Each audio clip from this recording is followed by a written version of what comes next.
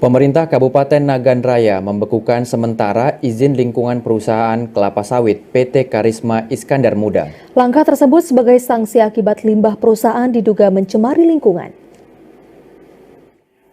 Pemerintah Nagan Raya melalui Dinas Lingkungan Hidup menghentikan sementara operasional PT Kim. Hal itu dilakukan sebagai bentuk sanksi terhadap perusahaan yang melanggar aturan tentang pengelolaan limbah. Perusahaan diberikan waktu untuk membenahi pengolahan limbah mereka sesuai dengan ketentuan, sehingga tak mencemari lingkungan sekitar perusahaan.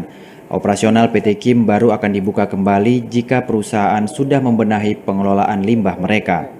Menurut Kadis Lingkungan Hidup Nagan Raya, Teguh Hidayat mengatakan sanksi yang diberikan pihaknya merupakan tindak lanjut dari rekomendasi pemerintah provinsi. Pemerintah Nagan Raya juga meminta perusahaan selama pemberhentian operasional agar tetap membayar gaji karyawan sebagaimana mestinya.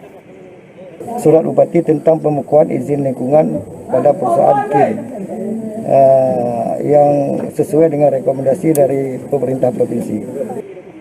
Sementara itu, pihak perusahaan membantah jika dikatakan perusahaan mereka mencemari lingkungan seperti yang disampaikan Dinas Lingkungan Hidup.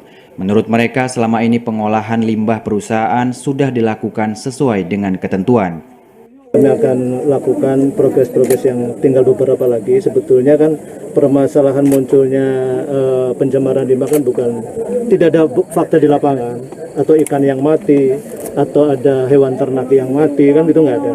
Kemudian warga yang sakit, gatal-gatal pun sebetulnya nggak ada. Ya, ini karena dimunculkan oleh orang-orang yang tidak bertanggung jawab.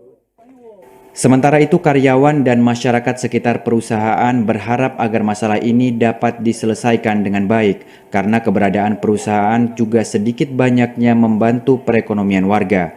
Dari Nagan Raya, Aziz Saputra, TVRI melaporkan.